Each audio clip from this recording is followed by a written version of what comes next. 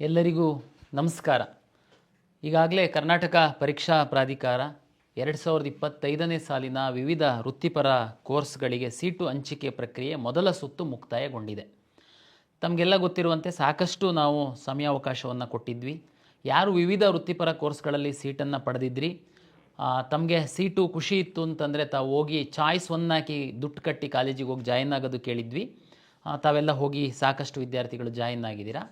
ಸಿಕ್ಕಿರೋ ಸೀಟು ಪರವಾಗಿಲ್ಲ, ನನಗೆ ಇಷ್ಟ ಇದೆ, ಬಟ್ ಆದ್ರೂ ನಾನು ಮುಂದಿನ ರೌಂಡಿಗೆ ಭಾಗವಹಿಸ್ತೀನಿ. ಈಗ ಸಿಕ್ಕಿರುವಂತಹ ಸೀಟ್ಗಿಂತ ಮೇಲಿನ ಅಪ್ಪರ್ ಆಪ್ಷನ್ಸ್ ಯಾವುದಾದ್ರೂ, ನಾನು ಹೈಯರ್ ಆಪ್ಷನ್ಸ್ ಯಾವುದಾದ್ರೂ ನನಗೆ ಸಿಕ್ಕಿದರೆ ಅನುಕೂಲ ಅಂತ ಹೇಳುವಂಥವ್ರು ಚಾಯ್ಸ್ 2 ಹಾಕಿದ್ದೀರಾ. ಚಾಯ್ಸ್ 2 ಹಾಕಿರೋದ್ರಲ್ಲಿ ಆಯುಷು, ಡೆಂಟಲ್ಲು, ಮೆಡಿಕಲ್ ಅವರು ಫೀಸ್ ಕಟ್ಟಿದ್ದೀರಾ. ಉಳಿದಂಥವ್ರು ಯಾವುದೇ ಫೀಸ್ ಕಟ್ಟದೆ ಚಾಯ್ಸ್ 2 ಹಾಕಿರ್ತೀರಾ.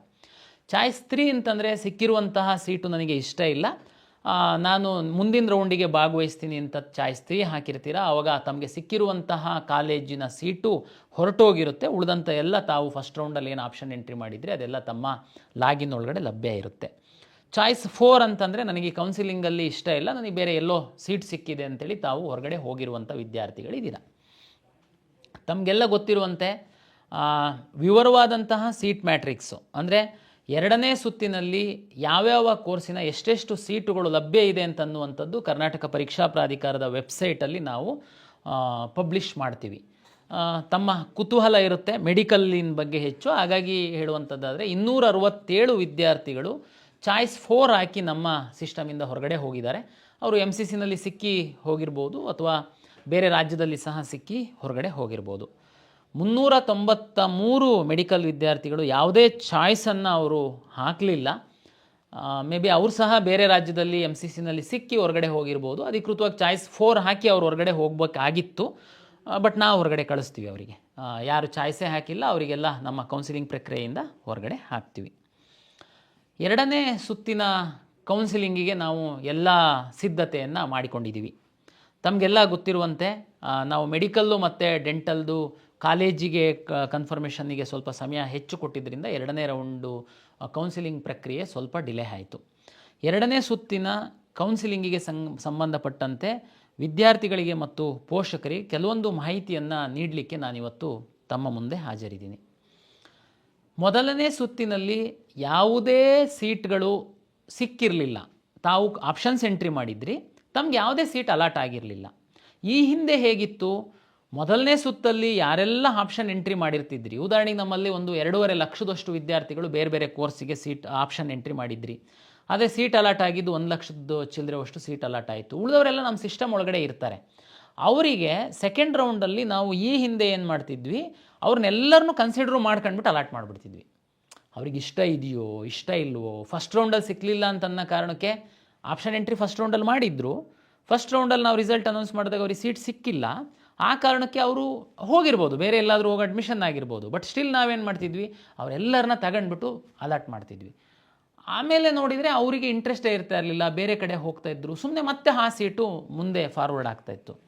ಅದಕ್ಕೆ ಯಾವುದೇ ಸೀಟು ಆಪ್ಷನ್ ಎಂಟ್ರಿ ಮಾಡಿ ಯಾವುದೇ ಸೀಟು ಮೊದಲನೇ ಸುತ್ತಿನಲ್ಲಿ ಸಿಕ್ಕಿಲ್ಲ ಅನ್ನುವಂತಹ ವಿದ್ಯಾರ್ಥಿಗಳಿಗೆ ಒಂದು ನಾವು ಏನು ಹೇಳಲಿಕ್ಕೆ ಇಚ್ಛೆಪಡ್ತೀವಿ, ತಾವು 2ನೇ ಸುತ್ತಿನಲ್ಲಿ ಕೌನ್ಸಿಲಿಂಗಲ್ಲಿ ಭಾಗವಹಿಸಬೇಕು ಅಂತನ್ನುವಂಥದ್ದು ಇಚ್ಛೆ ತಮ್ಮಲ್ಲಿತ್ತು ಅಂತಂದರೆ ತಾವು ತಮ್ಮ KEA ಪೋರ್ಟಲಿಗೆ ಬಂದು ತಮ್ಮ ಏನು ಲಾಗಿನ್ ಇದೆ ತಾವು ಲಾಗಿನ್ ಆಗಿ 2ನೇ ಸುತ್ತಿನಲ್ಲಿ ನಾನು ಕೌನ್ಸಿಲಿಂಗ್ನಲ್ಲಿ ಭಾಗವಹಿಸುವಂಥದ್ದಕ್ಕೆ ನನ್ನ ಇಚ್ಛೆ ಇದೆ, ಐ ಅಗ್ರಿ ಅಂತೇಳಿ ಒಂದು ಬಟನ್ ಇದೆ, ಅದನ್ನು ತಾವು ಕ್ಲಿಕ್ ಮಾಡಬೇಕಾಗುತ್ತೆ. ಯಾರಿಗೆ ಫಸ್ಟ್ ರೌಂಡಲ್ಲಿ ಸೀಟೇ ಸಿಕ್ಕಿಲ್ಲ ಅಂತನ್ನುವಂಥ ವಿದ್ಯಾರ್ಥಿಗಳು ಏನು ಅಗ್ರಿ ಅಂತಂದರೆ ತಾವು ಮೊದಲ ಸುತ್ತಿಗಿಂತ ಪೂರ್ವದಲ್ಲಿ ಏನು ನೀವು ಆಪ್ಷನ್ಸ್ಗಳನ್ನೆಲ್ಲ ಎಂಟ್ರಿ ಮಾಡಿದ್ರಲ್ಲ, ಆ ಎಲ್ಲ ಆಪ್ಷನ್ನು ತಮ್ಮ ಲಾಗಿನ್ ಒಳಗಡೆ ರಿಫ್ಲೆಕ್ಟ್ ಆಗುತ್ತೆ. ಆವಾಗ ನೀವು ಹೇಗೇನು ರೀಅರೇಂಜ್ ಮಾಡ್ಬೋದು, ಡಿಲೀಟ್ ಮಾಡ್ಬೋದು, ಏನೆಲ್ಲ ಮಾಡಲಿಕ್ಕೆ ಅವಕಾಶ, ಹೊರಗಿಂದ ಮತ್ತೆ ತಂದು ಹಾಕಲಿಕ್ಕೆ ಅವಕಾಶ ಇರಲ್ಲ. ಆದರೆ ಯಾವುದು ಆ್ಯಡ್ ಮಾಡೋದಕ್ಕೆ ಅವಕಾಶ ಇರುತ್ತೆ, ತಮಗೆಲ್ಲ ಗೊತ್ತಿದೆ, ಆಯುಷ್ ಹೊಸ್ದಾಗಿ ಸೀಟ್ ಮ್ಯಾಟ್ರಿಕ್ಸನ್ನು ನಾವು ಪಬ್ಲಿಷ್ ಮಾಡಿದ್ದೀವಿ. ಅದು ತಮ್ಮ ಲಾಗಿನ್ನಲ್ಲಿ ಇರುತ್ತೆ. ಇಲ್ಲಿವರೆಗೆ ಸೀಟ್ ಅಲಾಟ್ ಆಗಿಲ್ದಿರೋರು ಲಾಗಿನ್ನಲ್ಲಿ ಮಾತ್ರ ಅಲ್ಲ, ಚಾಯ್ಸ್ 1 ಹಾಕಿ ನಮ್ಮ ಸಿಸ್ಟಮಿಂದ ಹೊರಗಡೆ ಹೋಗಿ ಅಡ್ಮಿಷನ್ ಆಗಿರೋರು ಹೊರತುಪಡಿಸಿ ಯಾರು ಚಾಯ್ಸ್ 2 ಹಾಕಿದ್ದಾರೆ, ಯಾರು ಚಾಯ್ಸ್ 3 ಹಾಕಿ ನಮ್ಮ ಸಿಸ್ಟಮ್ ಒಳಗಡೆ ಉಳ್ಕೊಂಡಿದ್ದಾರೆ, ಯಾರಿಗೆ ಸೀಟೇ ಸಿಕ್ಕದೆ ಫಸ್ಟ್ ರೌಂಡಲ್ಲಿ, ಈ ರೌಂಡಲ್ಲಿ ತಾವು ಎಸ್ ನಾನು ಸೆಕೆಂಡ್ ರೌಂಡಲ್ಲಿ ಭಾಗವಹಿಸ್ತೀನಿ, ನಾನು ಕೌನ್ಸಿಲಿಂಗಲ್ಲಿ ಮುಂದುವರಿತೀನಿ ಅಂತೇಳಿ ತಾವು ಅಗ್ರಿ ಅಂತೇಳಿ ಹೇಳಿ ನಮ್ಮ ಸಿಸ್ಟಮ್ ಒಳಗಡೆ ಬರ್ತಾ ಇದ್ದೀರಾ, ತಾವು ಹಿಂದೆ ಹಾಕಿದಂಥ ಎಲ್ಲ ಆಪ್ಷನ್ಗಳಿರುತ್ತೆ, ಜೊತೆಗೆ ಯುನಾನಿ ಮತ್ತು ಆಯುಷ್ ಹೊಸ್ದಾಗಿ ಬಂದಿರುವಂಥದ್ದೇನಿದೆ ಅದು ಸಹ ತಮಗೆ ಲೆಫ್ಟ್ ಸೈಡಲ್ಲಿ ಡಿಸ್ಪ್ಲೇ ಆಗುತ್ತೆ. ತಾವು ಅದನ್ನು ತೆಗೆದುಕೊಂಡು ಬಂದು ರೈಟ್ ಸೈಡಲ್ಲಿ ರೀಅರೇಂಜ್ ಮಾಡ್ಬೋದು. ಅದು ಮೇಲೆ ಹಾಕ್ತೀರಾ, ಮಿಡ್ಲಲ್ಲಿ ಹಾಕ್ತೀರಾ, ಕೆಳಗೆ ಹಾಕ್ತೀರಾ, ತಮಗೆ ಬಿಟ್ಟಂಥ ವಿಚಾರ. ಚಾಯ್ಸ್ 2 ಹಾಕಿರುವವರು ಯಾರು? ಈಗಾಗಲೇ ನನಗೆ ಸೀಟ್ ಸಿಕ್ಕಿತ್ತು, ಉದಾಹರಣೆಗೆ 100 ಆಪ್ಷನ್ಸು ಹಾಕಿದ್ರಿ ತಾವು ಫಸ್ಟ್ ರೌಂಡಲ್ಲಿ, ತಮಗೆ ಒಂದು 50ನೇ ಕಾಲೇಜು 50ನೇ ಆಪ್ಷನ್ನು ನಿಮಗೆ ಸೀಟ್ ಅಲಾಟ್ ಆಗಿತ್ತು. ತಾವು ಚಾಯ್ಸ್ 2 ಹಾಕಿದ್ದೀರಾ. ಈಗ 51ರಿಂದ 100 ಇರುವಂಥ ತಮ್ಮ ಲಾಗಿನ್ನಲ್ಲಿರುವಂಥ ಎಲ್ಲ ಆಪ್ಷನ್ಸು ಡಿಲೀಟ್ ಆಗಿ ಹೋಗಿರುತ್ತೆ. ಈಗ ನಿಮಗೆ ಟಾಪ್ ನಿಮ್ಮ ಸೀಟ್ ಸಿಕ್ಕಿರೋದಕ್ಕಿಂತ ಮೇಲ್ಗಡೆ ಇರುವಂಥ ಆಪ್ಷನ್ಸು ತಮ್ಮ ಲಾಗಿನ್ ಒಳಗಡೆ ಇರುತ್ತೆ. ಜೊತೆಗೆ ಹೊಸ್ದಾಗಿ ಬಂದಿರುವಂತಹ ಕಾಲೇಜುಗಳನ್ನ ಹಾಕುವಂಥದ್ದಕ್ಕೆ ಅವಕಾಶ ತಮಗೆ ಇರುತ್ತೆ. ತಾವು ಈಗ ಹೊಸ್ದಾಗಿರುವಂಥದ್ದು ಹಾಕ್ಬೋದು, ಇರುವಂತಹ ಆಪ್ಷನ್ಗಳನ್ನ ರೀಅರೇಂಜ್ ಮಾಡ್ಬೋದು, ಕೆಲವೊಂದನ್ನು ಡಿಲೀಟ್ ಸಹ ಮಾಡೋದಕ್ಕೆ ಅವಕಾಶ ಇರುತ್ತೆ. ಚಾಯ್ಸ್ 2 ಹಾಕಿರುವಂಥವರು ಮೆಡಿಕಲ್, ಡೆಂಟಲ್, ಆಯುಷಿನ ಸೀಟ್ಗಳು ಸಿಕ್ಕಿರುವಂಥವರು ಫೀಸ್ ಕಟ್ಟಿ ಚಾಯ್ಸ್ 2 ಹಾಕಿ ನಮ್ಮ ಸಿಸ್ಟಮ್ ಒಳಗಡೆ ಇದ್ದೀರಾ. ಕೆಲವು ವಿದ್ಯಾರ್ಥಿಗಳು ಇಂಜಿನಿಯರಿಂಗು, ವೆಟರ್ನರಿ, ಅಗ್ರಿಕಲ್ಚರ್ ಸಿಕ್ಕಿರುವಂಥವ್ರು ಚಾಯ್ಸ್ 2 ಹಾಕಿರುವಂಥವರು ತಾವು ಯಾವುದೇ ಹಣವನ್ನು ಪೇ ಮಾಡಿಲ್ಲ. ಆದರೆ ಮತ್ತು ಚಾಯ್ಸ್ 3 ಹಾಕಿರುವಂಥವ್ರು ಯಾರೂ ಸಹ ಹಣ ಪೇ ಮಾಡಿರಲ್ಲ. ಚಾಯ್ಸ್ 2, ಚಾಯ್ಸ್ 1 ಮತ್ತು ಯಾವುದೂ ಸೀಟ್ ಸಿಕ್ತಿಲ್ದಿರುವಂಥವ್ರು ನಮಗೆ ಈಗ ಕೌನ್ಸಿಲಿಂಗ್ ಒಳಗಡೆ ಬರ್ತಾ ಇದ್ದೀರಾ. ತಾವುಗಳು ಯಾರು ಮೆಡಿಕಲ್ಲು, ಡೆಂಟಲ್ಲು ಮತ್ತು ಆಯುಷಿಗೆ ಸಂಬಂಧಪಟ್ಟಂಥವರು ಫೀಸ್ ಕಟ್ಟಿದ್ದೀರಾ, ಉಳಿದಂಥವರು ಯಾರೂ ಸಹ ಚಾಯ್ಸ್ 2 ಹಾಕಿರುವಂಥವರು 2ನೇ ಸುತ್ತಿನಲ್ಲಿ ಭಾಗವಹಿಸ್ತಾ ಇದ್ದೀರಾ, ಫೀಸೇ ಕಟ್ಟಿಲ್ಲ. ಆದರೆ ತಮ್ಮ ಒಂದು ಲಾಗಿನ್ ಒಳಗಡೆ ಮೆಡಿಕಲ್ ಆಪ್ಷನ್ಸ್ ಇದೆ, ಮೆಡಿಕಲ್ ಸೀಟನ್ನು ತಾವು ಬಯಸಿದ್ದೀರಾ ಅಂತಂದರೆ ತಾವು 1 ಲಕ್ಷ ಕಾಷನ್ ಡೆಪಾಸಿಟನ್ನು ತಾವು ಕಟ್ಟಬೇಕಾಗುತ್ತೆ. ಕಾಷನ್ ಡೆಪಾಸಿಟ್ 1 ಲಕ್ಷ ಕಟ್ಟಲಿಲ್ಲ ಅಂತಂದರೆ ನಿಮ್ಮ ಆಪ್ಷನ್, ನಿಮ್ಮ ಲಾಗಿನ್ ಒಳಗಡೆ ಮೆಡಿಕಲ್ ಇದ್ರೂ ನಾವು ಅದನ್ನು 2ನೇ ರೌಂಡಿನ ಸೀಟು ಹಂಚಿಕೆಯಲ್ಲಿ ನಿಮ್ಮನ್ನು ಮೆಡಿಕಲ್ ಸೀಟಿಗೆ ಕನ್ಸಿಡರ್ ಮಾಡಲ್ಲ. ಹಾಗಾಗಿ ದಯಮಾಡಿ ನಾನು ಇನ್ನೊಂದು ಸರಿ ಹೇಳ್ತೀನಿ, ಚಾಯ್ಸ್ 2 ಹಾಕಿರುವಂಥ ಮೆಡಿಕಲ್ಲು, ಡೆಂಟಲ್ಲು, ಆಯುಷ್ ಅವರು ಚಾಯ್ಸ್ 2 ಹಾಕಿದ್ದವರು ಸಹ ತಾವು ಫೀ ಪೇ ಮಾಡಿದ್ದೀರಾ. ಅದು 50,000 ಇರ್ಬೋದು, 1 ಲಕ್ಷ ಇರ್ಬೋದು, 1.5 ಲಕ್ಷ ಇರ್ಬೋದು, ಇಲ್ಲ ಮ್ಯಾನೇಜ್ಮೆಂಟ್ ಸೀಟಿನ ದುಡ್ಡು ಆದರೂ ಇರ್ಬೋದು. ನೀವು ಮತ್ತೆ ಕಾಷನ್ ಡೆಪಾಸಿಟ್ ಕಟ್ಟುವಂಥ ಅಗತ್ಯ ಇಲ್ಲ. ಯಾರು ಚಾಯ್ಸ್ 2 ಹಾಕಿದ್ದೀರಾ, ಚಾಯ್ಸ್ 3 ಹಾಕಿದ್ದೀರಾ, ಹೊಸದಾಗಿ ಸೀಟೇ ಸಿಕ್ತಿಲ್ದಿರುವಂಥವ್ರು ಅಗ್ರಿ ಬಟನ್ ಕ್ಲಿಕ್ ಮಾಡಿಬಿಟ್ಟು ನಮ್ಮ ಕೌನ್ಸಿಲಿಂಗ್ ಒಳಗಡೆ ಬರ್ತಾ ಇದ್ದೀರಾ, ನೀವು 3 ಕೆಟಗರಿ ಜನರಿದ್ದೀರಾ. ನಿಮ್ಮ ಲಾಗಿನ್ ಒಳಗಡೆ ಮೆಡಿಕಲ್ ಸೀಟು ಹಾಕಿದ್ದೀರಾ, ಈ ಹಿಂದೆನೇ ಹಾಕಿರುವಂಥದ್ದಿದೆ, ಹೊಸದಾಗಂತೂ ಹಾಕೋದಕ್ಕೆ ನಾವು ಅವಕಾಶ ಇಲ್ಲ, ತಮಗೆಲ್ಲರಿಗೂ ಗೊತ್ತಿದೆ. ನೀವು ಆ ಮೆಡಿಕಲ್ ಸೀಟನ್ನು 2ನೇ ಸುತ್ತಿನಲ್ಲಿ ನಿಮಗೆ ಹಂಚಿಕೆಗೆ ಕನ್ಸಿಡ್ರ್ ಮಾಡಬೇಕಂತಂದರೆ ತಾವು 1 ಲಕ್ಷ ಹಣವನ್ನು ಕಾಷನ್ ಡೆಪಾಸಿಟ್ ಆಗಿ ಕಟ್ಟಬೇಕು. ಕಟ್ಟಿದಾಗ ನಿಮ್ಮ ಮೆಡಿಕಲ್ ಸೀಟಿಗೆ ನಿಮ್ಮ ಅಲಾಟ್ಮೆಂಟನ್ನು ನಾವು ಕನ್ಸಿಡ್ರ್ ಮಾಡ್ತೀವಿ. ತಮಗೆಲ್ಲ ಅರ್ಥ ಆಗಿದೆ ಅಂತ ನಾನು ಭಾವಿಸ್ತೀನಿ. ಏನು ಗೊಂದಲ ಇಲ್ಲ, ತುಂಬ ಏನು ತಲೆಬಿಸಿ ಮಾಡುವಂತಹ ಸನ್ನಿವೇಶ ಇಲ್ಲ. ಇಲ್ಲಿ ತುಂಬ ಸಿಂಪಲ್ ಇದೆ. ಯಾರು ಕಾಷನ್ 2ನೇ ಸುತ್ತಲ್ಲಿ ಚಾಯ್ಸ್ 2 ಹಾಕಿರೋರು ದುಡ್ಡು ಕಟ್ಟಿದ್ದೀರಾ, ನೀವೇನು ಪ್ರಾಬ್ಲಮ್ ಇಲ್ಲ, ತಾವು ಬನ್ನಿ ರೀಅರೇಂಜು ಮತ್ತೊಂದು ಮಗದೊಂದು ಮಾಡಿ. ಯಾರು ದುಡ್ಡೇ ಕಟ್ಟಿಲ್ಲ ಬಟ್ ಮೆಡಿಕಲ್ ಸೀಟಿಗೆ ನೀವು ಬಯಸ್ತಾ ಇದ್ದೀರಾ, ನೀವು 1 ಲಕ್ಷ ಕಾಷನ್ ಡೆಪಾಸಿಟ್ ಕಟ್ಟಿ. ಸರ್ ನನಗೆ ಇಂಜಿನಿಯರಿಂಗ್ ಸೀಟು ಸಿಕ್ಕಿದೆ, ನಾನು ಮೇಲ್ಗಡೆ ಹಾಕಿದ್ದೆ, ಮೆಡಿಕಲ್ಲೂ ಹಾಕಿದ್ದೆ, ಕೆಲವು ಇನ್ನೂ ಒಳ್ಳೆ ಇಂಜಿನಿಯರಿಂಗ್ ಕಾಲೇಜ್ ಸೀಟ್ ಸಹ ಇದ್ದಾವೆ, ನಾನು 1 ಲಕ್ಷ ಕಟ್ಟಲ್ಲ, ನನಗೆ ಮೆಡಿಕಲ್ ಸೀಟ್ ಬೇಕಾಗಿಲ್ಲ. ನೋ ಪ್ರಾಬ್ಲಮ್, ತಾವು ಮೆಡಿಕಲ್ ಸೀಟ್ ನೀವೇ ಡಿಲೀಟ್ ಮಾಡಿ, ಇಲ್ಲಾಂದ್ರೆ ನಾವಾದರೂ ಡಿಲೀಟ್ ಮಾಡ್ತೀವಿ. ನೀವು 1 ಲಕ್ಷ ಕಟ್ಟಿದ್ರಷ್ಟೇ ನಿಮ್ಮ ಮೆಡಿಕಲ್ ಸೀಟನ್ನು ಕನ್ಸಿಡ್ರ್ ಮಾಡ್ತೀವಿ. ಇಲ್ಲ ಅಂತಂದರೆ ತಾವು ತಮ್ಮ ಲಾಗಿನ್ ಒಳಗಡೆ ಮೆಡಿಕಲ್ ಸೀಟೆಲ್ಲ ಡಿಲೀಟ್ ಮಾಡಿ ಇಂಜಿನಿಯರಿಂಗು ಅಥವಾ ಮತ್ತೆ ಯಾವುದು ವೆಟರ್ನರಿ, ಆರ್ಟಿಕಲ್ಚರ್ ಮಾತ್ರ ಇಟ್ಟಿರ್ತೀರ, ಇಟ್ಕೊಳ್ಳಿ. ಅವಾಗ ನೀವು ಕಾಷನ್ ಡೆಪಾಸಿಟ್ ಕಟ್ಟುವಂಥ ಅಗತ್ಯ ಇಲ್ಲ. ಏನು ಸರ್ ಕಾಷನ್ ಡೆಪಾಸಿಟ್ ಅಂತಂದರೆ ಏನು ಹೋಗ್ಬಿಡುತ್ತಾ? ಅದು ಇಲ್ಲ. ಕಾಷನ್ ಡೆಪಾಸಿಟ್ ಅಂದರೆ ಏನು ತಾವು ಗಾಬರಿ ಆಗುವಂಥ ಅಗತ್ಯ ಇಲ್ಲ. ತಮಗೆ 1 ಲಕ್ಷ ರೂಪಾಯಿ ಹಣ, ನೆಕ್ಸ್ಟು ನಿಮಗೆ ಮೆಡಿಕಲ್ ಸೀಟು ಸಿಗ್ಬೋದು. ಮೆಡಿಕಲ್ ಸೀಟ್ ಸಿಕ್ತಂಥ ಸಂದರ್ಭದಲ್ಲಿ ಅದಕ್ಕೆ ನಾವು ಅಡ್ಜಸ್ಟ್ ಮಾಡ್ಕೊಳ್ತೀವಿ. ಕೆಲವು ವಿದ್ಯಾರ್ಥಿಗಳಿಗೆ ಮೆಡಿಕಲ್ ಸೀಟ್ ಸಿಗ್ತೇ ಇರ್ಬೋದು, ಇಂಜಿನಿಯರಿಂಗ್ ಸೀಟೇ ಅಪ್ಗ್ರೇಡ್ ಆಗ್ಬೋದು ಬೇರೆ ಕಾಲೇಜಲ್ಲಿ. ಆ ಇಂಜಿನಿಯರಿಂಗ್ ಕಾಲೇಜಿಂದು ಫೀಸ್ ಏನಿದೆ ಅದಕ್ಕೆ ನಾವು ಅಡ್ಜಸ್ಟ್ ಮಾಡ್ಕೊಳ್ತೀವಿ. ಇಲ್ಲ ನಿಮಗೆ ಯಾವುದೂ ಸೀಟ್ ಸಿಕ್ಕಿಲ್ಲ, ಉದಾಹರಣೆಗೆ ಫಸ್ಟ್ ಟೈಮು ನೀವು ಯಾವುದೂ ಸೀಟ್ ಸಿಕ್ಕದೆ ಸಿಸ್ಟಮ್ ಒಳಗಡೆ ಬಂದಿದ್ದೀರಲ್ಲ ತಾವಿರ್ಬೋದು, ಅಥವಾ ಚಾಯ್ಸ್ 3 ಹಾಕಿರುವಂಥವರು ಸುಮಾರೆಲ್ಲ ತಾವು ಡಿಲೀಟ್ ಮಾಡಿಬಿಟ್ಟು ಕೆಲವೇ ಮೆಡಿಕಲ್ ಕಾಲೇಜಿಂದ ಏನಾದರೂ ಇಟ್ಟಿರ್ಬೋದು, ತಮಗೆ ಯಾವುದು ಸೀಟ್ ಸಿಕ್ಕದೇ ಇರ್ಬೋದು. ತಮ್ಮದು ಸಹ ಕಾಶ್ ಆ್ಯಂಡ್ ಡೆಪಾಸಿಟ್ನ ತಮ್ಮ ಖಾತೆಗೆ ನಾವು ವಾಪಸ್ ಕೊಡ್ತೀವಿ. ಇದು ಜಸ್ಟು ತಮಗೆಲ್ಲ ಗೊತ್ತಿದೆ, ಮೆಡಿಕಲ್ ಸೀಟು ತುಂಬ ವ್ಯಾಲ್ಯೂಯಬಲ್ ಇದೆ, ತುಂಬ ಮಕ್ಕಳು ಕಾಯ್ತಾ ಇರ್ತಾರೆ. ಸುಮ್ಮನೆ ಕೆಲವರೆಲ್ಲ ಬಂದು ಹಾಕುವಂಥದ್ದು, ಆಮೇಲೆ ಸೀರಿಯಸ್ನೆಸ್ ಇರಲ್ಲ ಅಂತ ಅನ್ನುವಂಥದ್ದಕ್ಕೆ ಈ ಕಾಶ್ ಆ್ಯಂಡ್ ಡೆಪಾಸಿಟ್ ಸಿಸ್ಟಮನ್ನು ನಾವು ತೆಗೆದುಕೊಂಡು ಬಂದಿದ್ದೀವಿ. ದಯಮಾಡಿ ಎಲ್ಲ ಸಹಕರಿಸ್ತೀರಾ ಅಂತ ನಾನು ಇಚ್ಛೆ ವ್ಯಕ್ತಪಡಿಸ್ತೀನಿ. ವರ್ಚುವಲ್ ವೇಕೆನ್ಸಿ ತುಂಬ ವಿದ್ಯಾರ್ಥಿಗಳಿಗೆ ಈ ಹಿಂದಿನ ವರ್ಷಗಳಲ್ಲಿ ವಿಶೇಷವಾಗಿ ಮೆಡಿಕಲ್ಲು ಮತ್ತು ಡೆಂಟಲ್ಲಿಗೆ ಸಂಬಂಧಪಟ್ಟಂತೆ ಚಾಯ್ಸ್ 1 ಹಾಕಿದವರು ಕಾಲೇಜಿಗೆ ಹೋಗ್ಬಿಟ್ಟಿರ್ತಾರೆ. ನಾವು ಸೀಟ್ ಮ್ಯಾಟ್ರಿಕ್ಸ್ ಹಾಕಿದಾಗ ನಿಮಗೆ ಗೊತ್ತಾಗ್ಬಿಡುತ್ತೆ, ಓದೋ ರೌಂಡಲ್ಲಿ ಎಷ್ಟು ಸೀಟ್ ಇತ್ತು, ಈ ರೌಂಡಲ್ಲಿ ಎಷ್ಟು ಸೀಟ್ ಇದೆ ಅನ್ನೋದು ತಮಗೆ ಕ್ಲಿಯರಾಗಿ ಗೊತ್ತಾಗುತ್ತೆ. ಆದರೆ ಯಾರೆಲ್ಲ ವಿದ್ಯಾರ್ಥಿಗಳು ಚಾಯ್ಸ್ 2 ಹಾಕಿದ್ದಾರೆ ಅನ್ನುವಂಥದ್ದು ತಮಗೆಲ್ಲೂ ಗೊತ್ತಾಗ್ತಿರಲಿಲ್ಲ. ನಾವೇನು ಹೇಳ್ತಾ ಇದ್ವಿ, ನೀವು ಆದಷ್ಟು ಎಲ್ಲ ಮೆಡಿಕಲ್ ಕಾಲೇಜುಗಳನ್ನ ನಿಮ್ಮ ಇಚ್ಛೆ ಅನುಸಾರ ಹಾಕಿ ಅಲಾಟ್ ಮಾಡುವಂತಹ ಸಂದರ್ಭದಲ್ಲಿ ಕ್ರಿಯೇಟ್ ಆಗುವಂತಹ, ಉದಾಹರಣೆಗೆ ಚಾಯ್ಸ್ 2 ಹಾಕಿದ್ದವನು ಮೇಲ್ಗಡೆ ಹೋಗ್ತಿದ್ದಂಗೆ ಆ ಸೀಟು ರಿಲೀಸ್ ಆಗುತ್ತೆ. ಅದನ್ನು ನಾವೆಲ್ಲೂ ಸೀಟ್ ಮ್ಯಾಟ್ರಿಕ್ಸಲ್ಲಿ ತೋರಿಸಿರಲ್ಲ. ಆ ಸೀಟು ರಿಲೀಸ್ ಆಗಿದ್ದು ಆಟೋಮೆಟಿಕಾಗಿ ನೆಕ್ಸ್ಟ್ ಇರೋನಿಗೆ ಅಲಾಟ್ ಆಗುತ್ತೆ. ಹಾಗಾಗಿ ತಾವು ಚಾಯ್ಸನ್ನು ಹಾಕಬೇಕು, ಆಪ್ಷನ್ಸನ್ನು ಹಾಕಬೇಕಂತ ಇನ್ಸಿಸ್ಟ್ ಮಾಡ್ತಾ ಇದ್ವಿ. ವಿದ್ಯಾರ್ಥಿಗಳ ಒಂದು ಹಿತದೃಷ್ಟಿಯಿಂದ ಈ ಬಾರಿ ನಾವು ಎಲ್ಲ ಕೋರ್ಸ್ಗಳಿಗೆ ಎಲ್ಲ ನಾವು ಮಾಡ್ತಾ ಇಲ್ಲ. ಯಾಕೆಂತಂದರೆ ಅದು ಅಷ್ಟೊಂದು ಮಹತ್ವನೂ ಏನಿಲ್ಲ, ತಮಗೂ ಅಷ್ಟೊಂದು ಆಸಕ್ತಿ ಇರಲ್ಲ. ವಿಶೇಷವಾಗಿ ಮೆಡಿಕಲ್ಲು ಮತ್ತು ಡೆಂಟಲ್ಲು ಚಾಯ್ಸ್ 2 ಹಾಕಿರುವಂತಹ ವಿದ್ಯಾರ್ಥಿಗಳು ಯಾವುದ್ಯಾವುದು ಕಾಲೇಜಲ್ಲಿ ಸೀಟ್ ಪಡೆದಿದ್ದಾರೆ ಎನ್ನುವಂತಹ ಒಂದು ಪಟ್ಟಿಯನ್ನು ನಾವು ಪಬ್ಲಿಷ್ ಮಾಡ್ತೀವಿ. ಅದು ವರ್ಚುವಲ್ ವೇಕೆನ್ಸಿ ಅಂತೇಳಿ, ಅದು ಖಾಲಿ ಇದೆ ಅಂತಲ್ಲ. ಯಾರೋ ಒಬ್ಬ ವಿದ್ಯಾರ್ಥಿಗೆ ಅದು ಫಸ್ಟ್ ರೌಂಡಲ್ಲಿ ಅಲಾಟ್ ಆಗಿದೆ, ಅವನು ಚಾಯ್ಸ್ 2 ಹಾಕಿ ವೆಯ್ಟ್ ಮಾಡ್ತಾ ಇದ್ದಾನೆ. ಅವನು ಅದಕ್ಕಿಂತ ಮೇಲಿನ ಒಂದು ಕಾಲೇಜ್ ಸಿಕ್ತು ಅಂತಂದರೆ ಅದನ್ನು ಬಿಟ್ಕೊಡ್ತಾನೆ. ಅವನು ಬಿಡೋದು ಅಂತಂದರೆ ಅವ್ನು ಮತ್ತೆ ಕ್ಲೈಮ್ ಮಾಡೋದಕ್ಕಾಗಲ್ಲ, ತಮಗೆಲ್ಲ ಗೊತ್ತಿದೆ. ಮೇಲ್ಗಡೆ ಸೀಟಿಗೆ ಹೋಯ್ತು ಅಂತಿದ್ದಂಗೆ ಆಟೋಮೆಟಿಕ್ಕಾಗಿ ಅವನಿಗೆ ಫಸ್ಟ್ ರೌಂಡಲ್ಲಿ ಸಿಕ್ಕಿರುವಂತಹ ಸೀಟು ರಿಲೀಸ್ ಆಗುತ್ತೆ, ಅದು ಇನ್ನೊಬ್ಬಂಗೆ ಅಲಾಟ್ ಆಗುತ್ತೆ. ನೀವು ಈ ಆಪ್ಷನ್ಸನ್ನು ರೀಅರೇಂಜ್ ಮಾಡುವಂಥದ್ದಕ್ಕೆ ಇದು ಸಣ್ಣ ಸಹಾಯ ಆಗುತ್ತೆ ನಿಮಗೆ. ಆ ಹಿನ್ನೆಲೆ ಒಳಗಡೆ ಯಾರೆಲ್ಲ ಚಾಯ್ಸ್ 2 ಹಾಕಿರುವಂತಹ ಅವರು ಇದ್ದಾರೆ, ಅವರು ಯಾವ್ಯಾವ ಸೀಟ್ಗಳನ್ನ ವಿತ್ಹೋಲ್ಡ್ ಮಾಡಿದ್ದಾರೆ, ಚಾಯ್ಸ್ 2 ಹಾಕಿ ಇಟ್ಕೊಂಡಿದ್ದಾರೆ, ಅಲಾಟ್ ಆಗಿತ್ತು ಅವರಿಗೆ ಅನ್ನುವಂತಹ ಅದಕ್ಕೆ ವರ್ಚುವಲ್ ವೇಕೆನ್ಸಿ ಅಂತೇಳಿ ನಾವು ಪಬ್ಲಿಷ್ ಮಾಡ್ತೀವಿ. ತಮ್ಮ ಮಾಹಿತಿಗಾಗಿ ಆ ಸೀಟೆಲ್ಲ ನಿಮಗೆ ಸಿಕ್ಬಿಡುತ್ತಾ? ನೋ, ನಿಮಗೊಂದು ಐಡಿಯಾ ಬರುತ್ತೆ ಅಂತ ವರ್ಚುವಲ್ ವೇಕೆನ್ಸಿನ ಮೆಡಿಕಲ್ ಡೆಂಟಲ್ ಮಾತ್ರ ನಾವು ಪಬ್ಲಿಷ್ ಮಾಡ್ತೀವಿ. ತಮಗೆ ಸಹಾಯ ಆಗುತ್ತೆ. ಅಂತಿಮವಾಗಿ ತಮಗೆಲ್ಲ ಗೊತ್ತಿದೆ, ಫಸ್ಟ್ ರೌಂಡಲ್ಲಿ MCC ಅವರು ತುಂಬ ಮುಂದಕ್ಕೆ ಹಾಕಿ ರಿಸಲ್ಟನ್ನು ಪಬ್ಲಿಷ್ ಮಾಡಿದರು. ಕರ್ನಾಟಕದ ವಿದ್ಯಾರ್ಥಿಗಳ ಹಿತದೃಷ್ಟಿಯಿಂದ ನಾವು ಸಹ ಮೆಡಿಕಲ್ ಡೆಂಟಲ್ನ ಅವರು ಫೈನಲ್ ರಿಸಲ್ಟ್ ಅನೌನ್ಸ್ ಮಾಡಿದ ಮೇಲೇ ನಾವು ಅಡ್ಮಿಷನ್ ಎನೇಬಲ್ ಮಾಡಿದ್ದೀವಿ. 2ನೇ ಸುತ್ತಿನಲ್ಲಿ ಈ ಹಿಂದೆ ಎಲ್ಲ ಏನಾಗ್ತಿತ್ತು, ನಾವು ಅಡ್ಮಿಷನ್ನಂತೂ ಶುರು ಮಾಡ್ತಿದ್ವಿ, ಅವರು ಫಸ್ಟ್ ರಿಸಲ್ಟ್ ಆದಮೇಲೆ ನಾವು ರಿಸಲ್ಟನ್ನು ಅನೌನ್ಸ್ ಮಾಡ್ತಾಯಿದ್ವಿ. ಕೆಲವು ವಿದ್ಯಾರ್ಥಿಗಳು ಬಂದು ಇಲ್ಲಿ ಕ್ಯಾನ್ಸಲ್ ಮಾಡಿಸ್ಕೊಂಡು ದಂಡ ಕಟ್ಟಿ ತಾವು ಹೊರಗಡೆ ಹೋಗ್ತಾಯಿದ್ರಿ.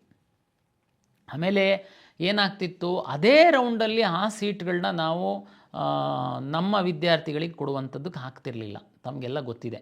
ಯಾಕೆಂದರೆ ನಮ್ಮದು ಈ ವಿವಿಧ ಕಂಬೈನ್ಡ್ ಸೀಟ್ ಅಲಾಟ್ಮೆಂಟ್ ಇರಲಿಕ್ಕೆ ಹೋಗಿ ಮತ್ತು ಸಾಕಷ್ಟು ಕನ್ವರ್ಷನ್ ಆಗುತ್ತೆ. ಈ ಕಾರಣಕ್ಕೋಗಿ ನಮಗೆ 2 to 3 ಡೇಸು ಫುಲ್ಲು 24 ಅವರ್ಸ್ ಅಂತಂದರೆ 50 to 60 ಅವರ್ಸ್ ತನಕ ನಮಗೆ ಸೀಟ್ ಅಲಾಟ್ಮೆಂಟ್ ಪ್ರಕ್ರಿಯೆಗೆ ಬೇಕಾಗುತ್ತೆ. ಆ ಕಾರಣಕ್ಕೆ ತುಂಬ ಗಡಿಬಿಡಿನಲ್ಲಿರುತ್ತೆ. MCC ರಿಸಲ್ಟ್ ಅನೌನ್ಸ್ ಮಾಡಿದ ಮೇಲೆ ಮತ್ತೆ ನಾವು ಅವನ್ನೆಲ್ಲದೂ ಅವಕಾಶ ಕೊಟ್ಟು ಮತ್ತೆ ರೀರನ್ ಮಾಡ್ತೀವಿ ಅಂತಂದರೆ ಒಂದು ವಾರ ಹೋಗ್ಬಿಡುತ್ತೆ ಅಂತ ಹಿಂದೆ ಮಾಡಿಲ್ಲ. ಈ ಸರಿ ಒಂದು ನಾವು ನಮ್ಮ ಕನ್ನಡಿಗರ, ಕರ್ನಾಟಕ ವಿದ್ಯಾರ್ಥಿಗಳ, ಪೋಷಕರ ಹಿತದೃಷ್ಟಿಯಿಂದ ಕರ್ನಾಟಕ ಪರೀಕ್ಷಾ ಪ್ರಾಧಿಕಾರ ಒಂದು ಸಣ್ಣ ಬದಲಾವಣೆಯನ್ನು ಮಾಡಿದೆ. ಇದು ವಿಶೇಷವಾಗಿ ಮೆಡಿಕಲ್ಲು ಡೆಂಟಲ್ಲಿಗೆ ಅನುಕೂಲ ಆಗುವಂತಹ, ಆಯುಷ್ ಅವರಿಗೆ ಅನುಕೂಲ ಆಗುವಂತಹ ವಿಷಯ. ಇಂಡೈರೆಕ್ಟಾಗಿ ಅದು ಬೇರೆಯವರಿಗೂ, ಇಂಜಿನಿಯರಿಂಗು, ಆರ್ಟಿಕಲ್ಚರ್, ವೆಟರ್ನರಿಗೂ ಸಹ ಅನುಕೂಲ ಆಗುತ್ತೆ. ಏನಪ್ಪ ಅದು ಅಂತಂದರೆ, ನಾವು ಏನು 2ನೇ ಸುತ್ತಿನ ಕೌನ್ಸಿಲಿಂಗ್ ಟೈಮ್ ಟೇಬಲ್ ನಾವು ವೆಬ್ಸೈಟಲ್ಲಿ ಪಬ್ಲಿಷ್ ಮಾಡಿದ್ದೀವಿ, ತಾವು ನೋಡ್ಕೊಳ್ಬೋದು. ಲಾಸ್ಟ್ ಡೇಟ್ ಏನು ಕೊಟ್ಟಿದ್ದೀವಿ ಅದಾದಮೇಲೆ ನಾವು 2-3 ಡೇಸ್ ಆದಮೇಲೆ ನಾವು ಮಾಕ್ ರಿಸಲ್ಟನ್ನು ಪಬ್ಲಿಷ್ ಮಾಡ್ತೀವಿ. ತಮಗೆಲ್ಲ ಗೊತ್ತಿದೆ, ಈ ಹಿಂದೆ ಎಲ್ಲ ಮಾಕ್ ರಿಸಲ್ಟು ಫಸ್ಟ್ ರೌಂಡ್ ಪೂರ್ವದಲ್ಲಿ ಮಾಕ್ ರಿಸಲ್ಟ್ ಮಾಡ್ತಿದ್ವಿ. ಮಾಕ್ ರಿಸಲ್ಟಲ್ಲಿ ನಿಮಗೊಂದು ಐಡಿಯಾ ಬರ್ತಿತ್ತು, ನಮಗೆ ಯಾವ್ಯಾವ ಸೀಟ್ ಸಿಕ್ಕಿದೆ ಅಂತೇಳಿ. ಆಮೇಲೆ ಮತ್ತೆ ನಾವು 2 to 3 ಡೇಸು ತಮಗೆ ಸಮಯವನ್ನು ಕೊಡ್ತಾ ಇದ್ವಿ, ನೀವು ರೀಅರೇಂಜ್ ಮಾಡಲಿಕ್ಕೆ, ಆಪ್ಷನ್ ಹಾಕಲಿಕ್ಕೆ, ಡಿಲೀಟ್ ಮಾಡಲಿಕ್ಕೆ. ಆ ಥರದ್ದು ಪ್ರಕ್ರಿಯೆ ಈ ಸರಿ ಇರಲ್ಲ. ಇದು ಫಸ್ಟ್ ರೌಂಡ್ ಮಾರ್ಕ್ ರಿಸಲ್ಟ್ ಅಲ್ಲ, ಆಗಲೇ ಕೌನ್ಸಿಲಿಂಗ್ ಪ್ರಕ್ರಿಯೆ ಶುರುವಾಗಿದೆ. ನಾವು 2ನೇ ಸುತ್ತಿನ ಆಪ್ಷನ್ ಎಂಟ್ರಿದ್ದು ಏನು ರೀಅರೇಂಜು ಹಾಕುವಂಥದ್ದು ಸಮಯ ಮುಗಿದ ನಂತರ ಎರಡನೇ ಸುತ್ತಿನ ಮಾಕ್ ಫಲಿತಾಂಶವನ್ನು ನಾವು ಪಬ್ಲಿಷ್ ಮಾಡ್ತೀವಿ. ಪಬ್ಲಿಷ್ ಮಾಡಿದ ನಂತರ ನಾವು ವೆಯ್ಟ್ ಮಾಡ್ತೀವಿ MCC ಅವರ ರಿಸಲ್ಟಿಗೋಸ್ಕರ. ಒಂದು ಸರಿ MCC ಅವರು ರಿಸಲ್ಟು ಬಂದ ತಕ್ಷಣ ನಾವು ನಮ್ಮ ಮಾಕ್ ರಿಸಲ್ಟ್ ಏನಿರುತ್ತಲ್ವ ಅದ್ರ ಮೇಲೆ ಕ್ವಿಟ್ ಆಪ್ಷನನ್ನು ನಿಮಗೆ ಕೊಡ್ತೀವಿ. ತಾವು MCCನಲ್ಲಿ ನಮ್ಮಲ್ಲಂತೂ ನಾವು ಮಾಕ್ ರಿಸಲ್ಟ್, ಆಮೇಲೆ ಸರ್ ಮಾಕ್ ರಿಸಲ್ಟೇನೆ ಫೈನಲ್ ರಿಸಲ್ಟ್ ಆಗುತ್ತೆ ಅನ್ನೋದೇನು ಗ್ಯಾರಂಟಿ? ಕೆಲವರು ವಿತಂಡವಾದ ಮಾಡುವಂಥವ್ರು ಇರ್ತಾರೆ. ಮಾಕ್ ರಿಸಲ್ಟ್ ಏನಿದೆ 99.9% ಏನೂ ಚೇಂಜ್ ಆಗಲ್ಲ. ಇನ್ನೂ ನಿಮಗೆ ಉನ್ನತ ಅವಕಾಶಗಳೇನೇ ಸಿಗ್ತವೆ, ಕೆಳಗಡೆ ಅವಕಾಶಗಳೇನು ಸಿಗಲ್ಲ. ಅದೇ ಹೇಗೆ ಅಂತ ಹೇಳ್ತೀನಿ. ಮಾಕ್ ರಿಸಲ್ಟ್ ಪಬ್ಲಿಷ್ ಮಾಡಿ ನಾನು MCC ರಿಸಲ್ಟಿಗೆ ವೆಯ್ಟ್ ಮಾಡ್ತೀನಿ. MCC ಅವರು ರಿಸಲ್ಟ್ ಪಬ್ಲಿಷ್ ಮಾಡಿದ ಮೇಲೆ ನಿಮಗೆ ಒಂದು ದಿವಸ, ಸಮಯ ಕಡಿಮೆ ಇದೆ, ದಯಮಾಡಿ ವಿದ್ಯಾರ್ಥಿಗಳು ಪೋಷಕರು ಅರ್ಥ ಮಾಡ್ಕೊಳ್ಬೇಕು. ಯಾಕೆ ಈ ಮಾತು ಹೇಳ್ತಾ ಇದ್ದೀನಿ ಅಂತಂದರೆ, ಈಗ ನಾವು ಎಷ್ಟು 3 ಸರಿ ಎಕ್ಸ್ಟೆಂಡ್ ಮಾಡಿದ್ರೂ ನಮ್ಮ ಪ್ರಾಧಿಕಾರದ ಮುಂದೆ ಬರ್ತಾರೆ, ಸರ್ ನನಗೆ ಮರ್ತೋಗಿತ್ತು, ಇರಲಿಲ್ಲ ಅಂತ. ಹಾಗಾಗಿ MCC ರಿಸಲ್ಟ್ ಅನೌನ್ಸ್ ಮಾಡಿದ ಮೇಲೆ ಒಂದು ದಿನ ಸಮಯವನ್ನು ತಮಗೆ ಕೊಡ್ತೀವಿ, ಮತ್ತು ನಿಮಗೆ ಕ್ವಿಟ್ ಆಪ್ಷನ್ ಕೊಡ್ತೀವಿ. ತಾವು ನಮ್ಮ KEA ಕೌನ್ಸಿಲಿಂಗಿಂದ ತಾವು ಕ್ವಿಟ್ ಬಟನ್ ನಮ್ಕಿ ಎಕ್ಸಿಟ್ ಆಗಬಹುದು. ನಿಮಗೆ ಫ್ರೀ ಎಕ್ಸಿಟ್, ತಮಗೆ ಯಾವ ₹1 ಸಹ ನಾವು ಪೆನಾಲ್ಟಿ ಹಾಕಲ್ಲ. ಉದಾಹರಣೆಗೆ ತಾವು ಕಾಶನ್ ಡೆಪಾಸಿಟ್ಟು ಈಗ 1 ಲಕ್ಷ ಕಟ್ಟಿದ್ದೀರಾ, ಈಗ ಕಟ್ತೀರಾ. ಫಸ್ಟು ರೌಂಡಲ್ಲೇ ಚಾಯ್ಸ್ 2 ಹಾಕಿರುವಂಥವರು 12 ಲಕ್ಷಕ್ಕಿಂತ ಹೆಚ್ಚಿನ ಸೀಟ್ ಪಡೆದಂಥವರೆಲ್ಲ 12 ಲಕ್ಷದಷ್ಟೆಲ್ಲ ತಾವು ಕಟ್ಟಿದ್ದೀರಾ, ಎಲ್ಲ ಹಣನ ನಿಮಗೆ ವಾಪಸ್ ಕೊಡ್ತೀವಿ. ಆದರೆ ಅಲ್ಲೊಂದು ಕಂಡೀಷನ್ ಇದೆ. ಏನು ಅಂತಂದರೆ, ಯಾರಿಗೆ ಕೊಡ್ತೀವಿ ನಾವು ಹಣನ? ಕ್ವಿಟ್ ಯಾರು ಮಾಡ್ಬೋದು? ಬೇರೆ ಯಾವುದಾದ್ರೂ ರಾಜ್ಯದಲ್ಲಿ ಮೆಡಿಕಲ್ ಸೀಟ್ ಸಿಕ್ಕಿರಬೇಕು, MCCನಲ್ಲಿ ಮೆಡಿಕಲ್ ಸೀಟ್ ಸಿಕ್ಕಿರಬೇಕು. ಅವರು ನಮ್ಮ ಸಿಸ್ಟಮಿಂದ ಕ್ವಿಟ್ ಆದರೆ ತಮಗೆ ನಾವು ಸಂಪೂರ್ಣ ಹಣವನ್ನು ವಾಪಸ್ ಕೊಡ್ತೀವಿ. ಉಳಿದವರಿಗೆ ಯಾರಿಗೆ ಕ್ವಿಟ್ ಮಾಡುವಂಥದ್ದಕ್ಕೆ ಅವಕಾಶಗಳಿಲ್ಲ. ತಾವೇನಾದ್ರೂ ಕ್ವಿಟ್ ಮಾಡ್ತು ಅಂತಂದರೆ ನಿಮ್ಮ ಕಾಶನ್ ಡೆಪಾಸಿಟ್ ಏನಿದೆ ಫೋರ್ಫಿಟ್ ಮಾಡ್ತೀವಿ ನಾವು.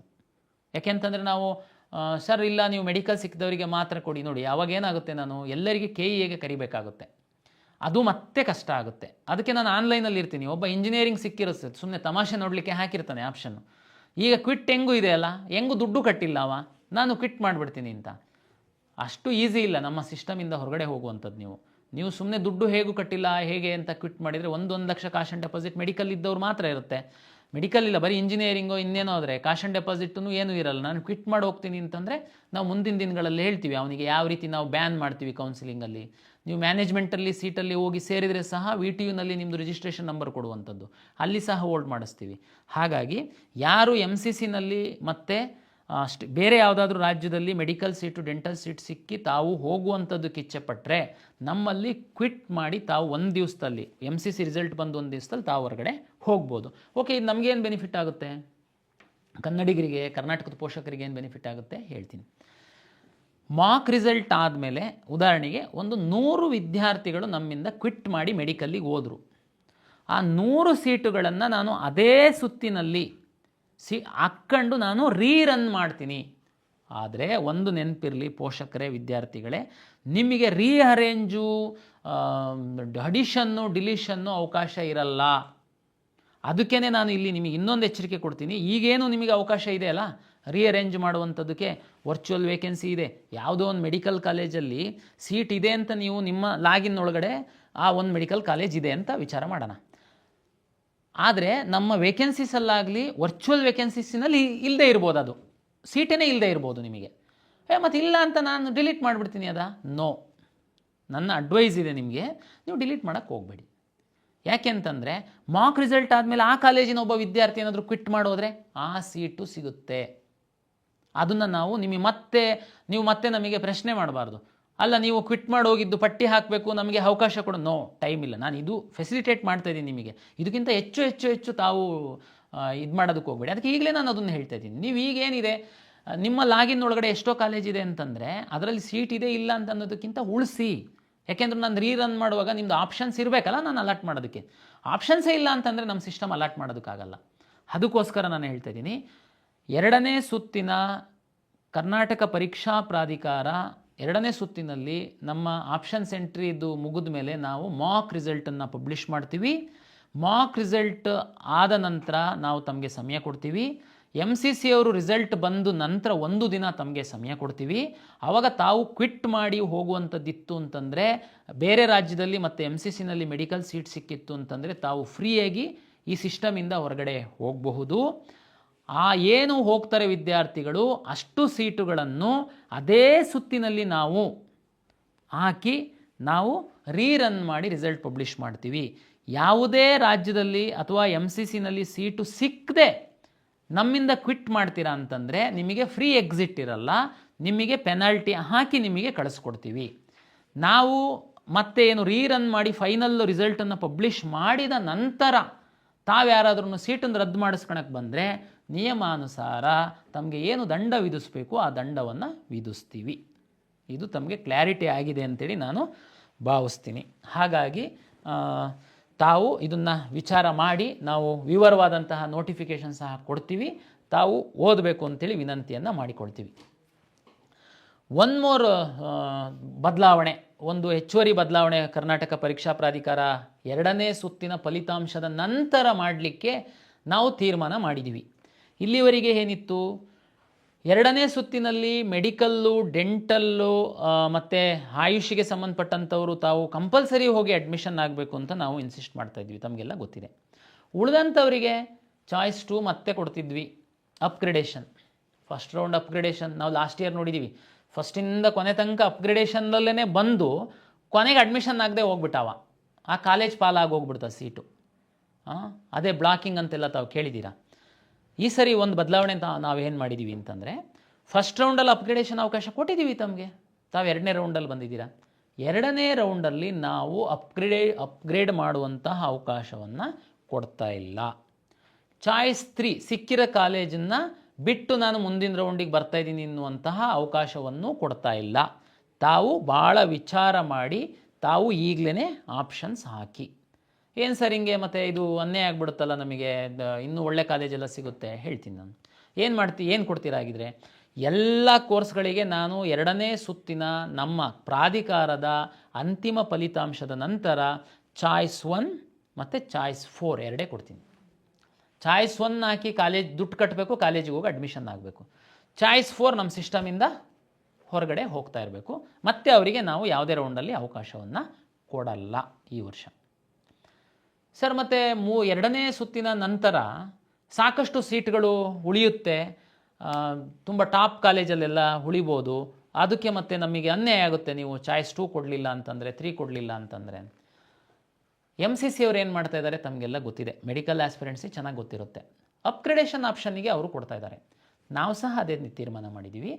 2ನೇ ಸುತ್ತಿನ ಅಡ್ಮಿಷನ್ ಪ್ರಕ್ರಿಯೆ ಮುಗಿದ ನಂತರ ನಾವು ಪಬ್ಲಿಷ್ ಮಾಡ್ತೀವಿ ಎಷ್ಟು ಸೀಟು ಅವೈಲಬಲ್ ಇದೆ. ವೆಟರ್ನರಿ ಇರ್ಬೋದು, ಫಾರ್ಮ್ ಸೈನ್ಸ್ ಇರ್ಬೋದು, ಇಂಜಿನಿಯರಿಂಗ್ ಇರ್ಬೋದು. ತಮಗೆಲ್ಲ ಗೊತ್ತಿದೆ ಮೆಡಿಕಲ್ಲು ಡೆಂಟಲೆಲ್ಲ ಬೇರೆ ಸುತ್ತಿನಲ್ಲಿ ಮಾಪಪ್ ರೌಂಡು ಅವ್ರದ್ದು MCC ಪ್ರಕಾರ ಹೋಗ್ಬಿಡುತ್ತೆ. ಬಟ್ ಉಳಿದಂಥ ಕೋರ್ಸ್ಗಳೇನಿದ್ದಾವೆ ಅದೆಲ್ಲ ನಾವು ತುರ್ತು ಮಾಡಬೇಕಾಗುತ್ತೆ. ಉದಾಹರಣೆಗೆ ನರ್ಸಿಂಗ್ ಕಾಲೇಜಿಗೆ ಸಂಬಂಧಪಟ್ಟಂತೆ ಮಾತಾಡೋದಾದರೆ ಕನ್ಸೆನ್ಷುಯಲ್ ಅಗ್ರಿಮೆಂಟ್ ಪ್ರಕಾರ 3ನೇ ರೌಂಡಲ್ಲಿ ನಾವು ಕೇವಲ ಸರ್ಕಾರಿ ಕೋಟದ ಸೀಟುಗಳನ್ನು ಮಾತ್ರ ನಾವು ಕೌನ್ಸಿಲಿಂಗ್ ಮಾಡೋದಕ್ಕೆ ಅವಕಾಶ ಇರುತ್ತೆ. ಹಾಗಾಗಿ ನಾವು ಒಟ್ಟು ಏನು ಅವೈಲೇಬಲ್ ಸೀಟ್ ಇದೆ 3ನೇ ಸುತ್ತಿಗೆ ಎನ್ನುವಂಥದ್ದನ್ನು ನಾವು ಪಬ್ಲಿಷ್ ಮಾಡ್ತೀವಿ. ಒಬ್ಬ ವಿದ್ಯಾರ್ಥಿಗೆ ಅವನಿಗೆ ಅಗ್ರಿಕಲ್ಚರ್ ಸೀಟ್ ಸಿಕ್ಕಿದೆ, ನಾವು 2ನೇ ಸುತ್ತಿನಲ್ಲಿ ಅವನಿಗೆ ಕಂಪಲ್ಸರಿ ಅಡ್ಮಿಷನ್ ಕೊಟ್ಟಿದ್ದರಿಂದ ಅವನು ಹೋಗಿ ಒಂದು ಕಾಲೇಜಿಗೆ ಅಡ್ಮಿಷನ್ ಹಾಕ್ತಾನೆ. ನಂತರ ನಾನು ಸೀಟ್ ಪಬ್ಲಿಷ್ ಮಾಡಿದಾಗ ಅವನಿಗೆ ವೆಟರ್ನರಿದು ಒಂದು ಸೀಟ್ ಖಾಲಿ ಆಗಿದೆ, ಅವನಿಗೆ ವೆಟರ್ನರಿ ಮಾಡುವಂಥದ್ದಕ್ಕೂ ಇಚ್ಛೆ ಇತ್ತು. ಅವ್ನು ಫಸ್ಟ್ ರೌಂಡಲ್ಲಿ ಸೆಕೆಂಡ್ ರೌಂಡಲ್ಲೆಲ್ಲ ಆಪ್ಷನ್ಸ್ ಇತ್ತು, ಬಟ್ ಅವನಿಗೆ ಸಿಕ್ಕಿರಲಿಲ್ಲ. ಅವರಿಗೆ ನಾನು ಅಪ್ಗ್ರೇಡೇಷನ್ ಮಾಡುವಂಥದ್ದಕ್ಕೆ ಅವಕಾಶ ಕೊಡ್ತೀನಿ. ಹೇಗೆ, ನೀವು ಉದಾಹರಣೆಗೆ ಧಾರವಾಡದಲ್ಲಿ ಹೋಗಿ ಅಗ್ರಿಕಲ್ಚರ್ ಕಾಲೇಜಿಗೆ ಅಡ್ಮಿಷನ್ ಆಗಿರ್ತೀರಾ, ನಿಮಗೆ ಬೆಂಗಳೂರು ವೆಟರ್ನರಿ ಕಾಲೇಜಲ್ಲಿ 3ನೇ ಸುತ್ತಿನಲ್ಲಿ ನನ್ನ ಸೀಟ್ ಮ್ಯಾಟ್ರಿಕ್ಸ್ ಪ್ರಕಾರ 1 ಸೀಟು ವೆಟರ್ನರಿ ಸೀಟು ಲಭ್ಯ ಇದೆ. ನಿಮಗೆ ಒಂದು ಅಂದಾಜಲ್ಲಿ ನಿಮಗೆ ಅದು ಸಿಕ್ಕೇ ಸಿಗುತ್ತೆ ಅನ್ನುವಂತಹ ತಮಗೆ ಒಂದು ಗ್ಯಾರಂಟಿ ಇದೆ. ನೀವು ಲಾಗಿನ್ ಆಗಿ ನೀವು ಅಪ್ಗ್ರೇಡ್ ಆಗುವಂಥದ್ದಕ್ಕೆ, ಅದನ್ನು ಆಪ್ಷನ್ ಎಂಟ್ರಿ ಮಾಡುವಂಥದ್ದಕ್ಕೆ ನಾವು ಅವಕಾಶವನ್ನು ಕೊಡ್ತೀವಿ. ಸರ್ ಇದು ಸ್ವಲ್ಪ ಗೊಂದಲ ಆಗುತ್ತೆ, ಇಂಜಿನಿಯರಿಂಗಲ್ಲಿ ನಾನು ಉದಾಹರಣೆಗೆ ಯಾವುದೋ ಒಂದು ಹಾಸನಲ್ಲಿ ಕಾಲೇಜಿಗೆ ಹೋಗಿ ಅಡ್ಮಿಷನ್ ಆಗಿರ್ತೀನಿ, ಆಮೇಲೆ ನನಗೆ ಸೀಟು ಬೆಂಗಳೂರು ಕಾಲೇಜಲ್ಲಿ ಒಂದು ವೇಕೆನ್ಸಿ ಸಿಕ್ಬಿಡುತ್ತೆ, ಬೆಂಗಳೂರಿಗೆ ನನಗೆ ಅಪ್ಗ್ರೇಡ್ ಆಗುತ್ತೆ, ಹಾಸನಲ್ಲಿಂದ ಬೆಂಗಳೂರಿಗೆ ಬರಬೇಕು, ಹಾಸನಲ್ಲಿ ಡಾಕ್ಯುಮೆಂಟ್ ಇಟ್ಕೊಂಡು ಬಿಟ್ಟಿರ್ತಾರೆ, ಮತ್ತು ಬೆಂಗಳೂರಿಗೆ ಬರಬೇಕು. ಅವರೇನೋ ನೋಡಿ ಯಾವುದಾದ್ರೂ ಒಂದು ನಿರ್ಧಾರ ಮಾಡುವಾಗ ಸಣ್ಣ ಪ್ರಮಾಣದ ಈ ಥರದ್ದು ತೊಡಕುಗಳು ಇದ್ದೇ ಇರುತ್ತೆ. ದಯಮಾಡಿ ಅರ್ಥ ಮಾಡ್ಕೊಳ್ಳಿ. ಈ ಕಳೆದ ವರ್ಷ ಈ ಅಪ್ಗ್ರೇಡೇಷನ್ನಿಗೆ ಬಂದಂಥ ಸಂದರ್ಭದಲ್ಲಿ ಸುಮ್ಮನೆ ವಿದ್ಯಾರ್ಥಿಗಳು ಟೆನ್ಷನ್ನಲ್ಲಿ ಅಪ್ಗ್ರೇಡಿಗೆ ಹಾಕಿ ಕೂತಿದ್ರಿ. ಅಪ್ಗ್ರೇಡ್ ಆಗಿರುವಂಥದ್ದು ಓನ್ಲಿ 2% ಅಷ್ಟೇ. ಆ 2%ಗೋಸ್ಕರ ನಾನು 30-35 ಸಾವಿರ ವಿದ್ಯಾರ್ಥಿಗಳು ಕಾಲೇಜಿಗೆ ಹೋಗ್ದಂಗೆ ಸುಮ್ಮನೆ ಕಾಯ್ಕೊಂಡು ನಮ್ಮ ಸಿಸ್ಟಮ್ ಮುಂದ್ಗಡೆ ಕೂತಿರ್ತಾರೆ. ಆ 2% ಈಗ MCCನಲ್ಲಿ ಏನು ಗೊಂದಲ ಇಲ್ಲ. ಮೆಡಿಕಲ್ ಕಾಲೇಜ್ ಫಸ್ಟ್ ರೌಂಡಲ್ಲಿ ಹೋಗಿ ಎಲ್ಲೋ ಸೇರ್ತಾರೆ, ಅಪ್ಗ್ರೇಡೇಷನ್ ಅಂತೇಳಿ ಬಂದು ಮತ್ತೆ ಆ ಕಾಲೇಜ್ ಬಿಟ್ಟು ಇಲ್ಲಿಗೆ ಬರ್ತಾರೆ. ನಾವು ಎಲ್ಲ ಕಾಲೇಜವರಿಗೆ ವಿನಂತಿಯನ್ನು ಮಾಡಿಕೊಳ್ತೀವಿ, ಯಾರಾದ್ರೂ ನೀವು ಅಪ್ಗ್ರೇಡ್ ಆಯಿತು ಅಂತಂದರೆ ಆ ವಿದ್ಯಾರ್ಥಿಗೆ ತಾವು ತಕ್ಷಣ, ಯಾಕೆಂದರೆ ಆ ಕಾಲೇಜಿಗೆ ಇನ್ನೊಬ್ಬರಿಗೆ ಅಲಾಟ್ ಆಗುತ್ತೆ, ಅವರಿಗೆ ಕಾಲೇಜೇನು ಲಾಸ್ ಆಗಲ್ಲ. ಯಾಕೆಂದರೆ ಅಪ್ಗ್ರೇಡ್ ಆಗ್ತಿದ್ದಂಗೆ ಆ ಸೀಟ್ ಆಟೋಮೆಟಿಕ್ ರಿಲೀಸ್ ಆಗುತ್ತೆ, ಇನ್ಯಾರೋ ವಿದ್ಯಾರ್ಥಿಗೆ ಅದು ಸೀಟ್ ಅಲಾಟ್ ಆಗುತ್ತೆ. ಹಾಗಾಗಿ ನನ್ನ ವಿನಂತಿ ಏನು ಅಂತಂದರೆ, ಈ ಒಂದು ಬದಲಾವಣೆಯನ್ನು ನಾವು ಮಾಡಿದ್ದೀವಿ. ಕಾಲೇಜಿಂದ ತಮಗೇನು ಡಾಕ್ಯುಮೆಂಟ್ ಕೊಡಿಸುವಂಥದ್ದು ಮತ್ತು ನಿಮಗೆ ಬೇರೆ ಕಾಲೇಜಿಗೆ ಅಡ್ಮಿಷನ್ ಆಗುವಂಥದ್ದಕ್ಕೆ ಫೆಸಿಲಿಟೇಟ್ ಮಾಡುವಂಥ ಜವಾಬ್ದಾರಿಯನ್ನು ನಾವು ತೆಗೆದುಕೊಳ್ತೀವಿ. ತಾವು ಚಿಂತೆ ಮಾಡುವಂಥ ಅಗತ್ಯ ಇಲ್ಲ. ಹಾಗಾಗಿ ಈ ಅಪ್ಗ್ರೇಡೇಷನ್ ಆಪ್ಷನ್ಸ್ ಇಲ್ದಿರೋದ್ರಿಂದ ತಾವು ಈಗಲೇ ವಿಚಾರ ಮಾಡಿ ವ್ಯವಸ್ಥಿತವಾಗಿ ನೀವು ಆಪ್ಷನ್ಸನ್ನು ರೀಅರೇಂಜ್ ಮಾಡಿ. ಸುಮ್ಮನೆ ಏನೋ ಹಾಕಿಬಿಟ್ಟು ಆಮೇಲೆ ಡಿಲೀಟ್ ಮಾಡಿಬಿಡೋದು, ಆಮೇಲೆ ಬೇಕಾಗಿತ್ತು, ಅದಕ್ಕೆಲ್ಲ ಅವಕಾಶ ಇರಲ್ಲ. ಅದು ನಾನು ಈಗಲೇ ಹೇಳ್ತೇನೆ, ಅದಕ್ಕೆ ಮುಂದೆ ಹೇಗಿದೆ ಅನ್ನೋದು ಈಗಲೇ ಹೇಳ್ತೇನೆ. ಇದಕ್ಕೆ ತಕ್ಕಂತೆ ತಾವು ರೆಡಿಯಾಗಿ ಅಂತನ್ನುವಂಥದ್ದು ಒಂದು. ಅಂತಿಮವಾಗಿ ಒಂದು ವಿಷಯನ ಹೇಳ್ತೀನಿ. ಈ ಡಿ ಕೆಟಗರೈಸೇಷನ್ ಅನ್ನುವಂಥ ಒಂದು ಪ್ರಶ್ನೆ ತಾವು ಕೇಳಿರ್ತೀರ, ಅಲ್ಲಿ ಚರ್ಚೆ ಆಗ್ತಿರುವಂಥದ್ದು. ಎಲ್ಲ ವರ್ಗದ ಸೀಟುಗಳು ಅಭ್ಯರ್ಥಿಗಳು ಸಿಕ್ಕಿಲ್ಲ ಅಂತಂದರೆ 2ನೇ ಸುತ್ತಿನಲ್ಲೇ ಅದು ಡಿ ಕೆಟಗರೈಸೇಷನ್ ಆಗಿ ವಿದ್ಯಾರ್ಥಿಗಳಿಗೆ ಹಂಚಿಕೆ ಆಗುತ್ತೆ. ಉದಾಹರಣೆಗೆ ಮೆಡಿಕಲಲ್ಲಿ SC ಗ್ರಾಮೀಣ ಮತ್ತು ಕನ್ನಡ ಮೀಡಿಯಂ ವಿದ್ಯಾರ್ಥಿಗಳಿಗೆ ಸೀಟು ರಿಸರ್ವ್ ಆಗಿದೆ ಅಂತ ಭಾವಿಸೋಣ ನಾವು. ಕಂಪ್ಯೂಟರಲ್ಲಿ ಫಸ್ಟು ನೋಡುವಾಗ ಈಗ ಉದಾಹರಣೆಗೆ ರೂರಲ್ ಅಂತಂದರೆ ರೂರಲ್ ನೋಡುತ್ತೆ, SC ರೂರಲ್ಲು SC ವಿದ್ಯಾರ್ಥಿಗಳು ಯಾರೂ ಸಿಕ್ಕಿಲ್ಲಪ್ಪ ಆಪ್ಷನ್ ಎಂಟ್ರಿ ಮಾಡಿರೋರು.